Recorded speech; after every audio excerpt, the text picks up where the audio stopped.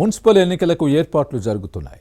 పురపాలక సంఘాల్లో వార్డులు, నగరపాలక సంస్థల్లో డివిజన్ల పెంపు ప్రతిపాదన వచ్చిన తర్వాత నెల్లూరు జిల్లాలో వైసీపీ నేతల్లో అయోమయం నెలకొంది. అలాగే అసెంబ్లీ, లోక్సభ నియోజకవర్గాల పునర్విభజన జరగవచ్చన్న ప్రచారం ఫ్యాన్ పార్టీ నేతల్ని వణికిస్తోంది. వైసీపీ లీడర్లలో అంత భయానికి కారణమేంటి? పోటీ చేసేందుకు అభ్యర్థుల్ని వెతుక్కోవాల్సిన దుస్థితి దాపురించిందా?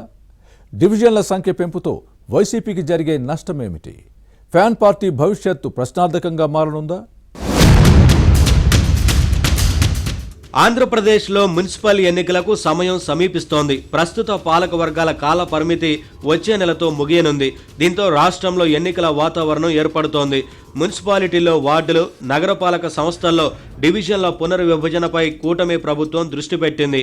దీంతో పార్టీల్లో హడావిడి పెరుగుతోంది. ఎన్నికల ప్రతి వ్యూహాలతో పాటు చేరికలపైన దృష్టి పెట్టాయి. నెల్లూరులో ఈ పరిస్థితి కాస్త ఎక్కువగానే ఉంది. ఇక్కడ మున్సిపల్ డివిజన్లు పెరగనున్న క్రమంలో కూటమి ప్రభుత్వం అధికారంలోకి వచ్చిన తర్వాత వైసీపీని వీడి వెళ్లిన వారు మళ్లీ సొంత పార్టీలకు వస్తారా, లేదా కార్పొరేషన్లో ఫ్యాన్ పార్టీ పరిస్థితి ఏంటన్న చర్చ సాగుతోంది. వైసీపీకి గట్టి అభ్యర్థులు ఉన్నారా, పార్టీని వీడిన వారు టీడీపీలోనే కుదురుకుంటారా అన్న చర్చ సాగుతోంది. వైసీపీ అధ్యక్షుడు జగన్ నెల్లూరు వైసీపీ నేతలను నమ్ముకుంటే మున్సిపల్ ఎన్నికల్లో పుట్టి మునగడం ఖాయమన్న ప్రచారం జరుగుతోంది. కూటమి ప్రభుత్వం అధికారంలోకి వచ్చిన తర్వాత ఉమ్మడి నెల్లూరు జిల్లాలో వలసలతో వైసీపీ చాలా వరకు ఖాళీ అయింది. ద్వితీయ, తృతీయ శ్రేణి నేతలు టీడీపీలోకి సర్దుకున్నారు. తెలుగుదేశం అంటే గిట్టని వారు ఇప్పటికీ జనసేన, బీజేపీలో చేరుతూనే ఉన్నారు. వైసీపీ అధికారంలో ఉన్నప్పుడు జరిగిన మున్సిపల్ ఎన్నికల్లో 54 డివిజన్లను తన ఖాతాలో వేసుకుంది. ఎన్డీఏ పాలన ప్రారంభమైన తర్వాత 4-5 కార్పొరేటర్లు మినహా మిగిలిన వారంతా టీడీపీలో చేరారు. మున్సిపల్ ఎన్నికల నాటికి మళ్లీ తిరిగి వైసీపీలోకి వచ్చేస్తామని అప్పట్లో చెప్పిన వారు లేకపోలేదు. ఇప్పుడు ఇదే చర్చనీయాంశంగా మారింది. టీడీపీలోని అసమ్మతి నేతలని లాగేద్దామని ఫ్యాన్ పార్టీ రకరకాల ఎత్తులు వేస్తోంది. కానీ వైసీపీ వ్యూహానికి కూటమి కౌంటర్ స్ట్రాటజీతో సిద్ధమైంది.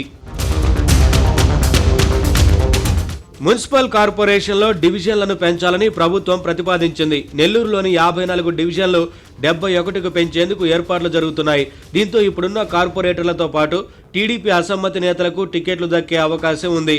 నెల్లూరు సిటీ నుంచి మంత్రి నారాయణ, రూరల్ నుంచి కోటమిరెడ్డి శ్రీధర్ రెడ్డి ప్రాతినిధ్యం వహిస్తున్నారు.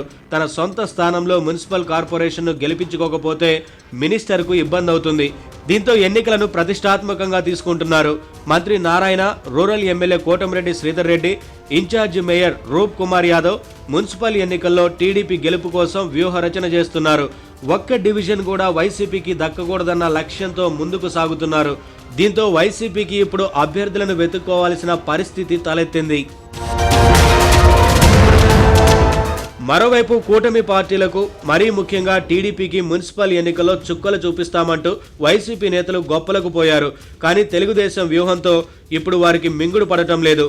పార్టీ మారిన కార్పొరేటర్లు వెనక్కి రాకుండా కట్టిపడేశారన్న ఆందోళనలో ఫ్యాన్ పార్టీ నేతలున్నారు.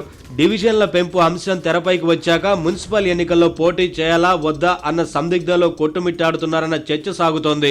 కానీ ఉనికి చాటుకోవడానికి పోటీ చేయక తప్పదు. కూటమికి కనీస పోటీ ఇవ్వలేకపోతే అది పార్టీ పరువు, ప్రతిష్టలకు భంగంగా మారుతుంది. దీంతో ఏం చేయాలో దిక్కుతోచని అయోమయంలో వైసీపీ నేతలు కొట్టుమిట్టాడుతున్నారు. ఇక లోక్సభ, అసెంబ్లీ నియోజకవర్గాల పునర్విభజన జరిగే అవకాశం ఉందన్న చర్చ సాగుతోంది. ఈ క్రమంలో వైసీపీ ముఖ్య నేతలు అయోమయంలో ఉన్నారు. ఇప్పటికే పలువురు మాజీలు తమ నియోజకవర్గాలను పెద్దగా పట్టించుకోవడం లేదు. ఇప్పుడున్న స్థానాలకే పార్టీకి అభ్యర్థులు కరువయ్యారు. ఇక అసెంబ్లీ స్థానాలు పెరిగితే పరిస్థితి ఏంటో చెప్పాల్సిన పని లేదు. పార్టీ మనుగడ కష్టమవుతుందనే చర్చలు సాగుతున్నాయి. వైసీపీ భవిష్యత్ ఎలా ఉంటుందో చూడాలి మరి.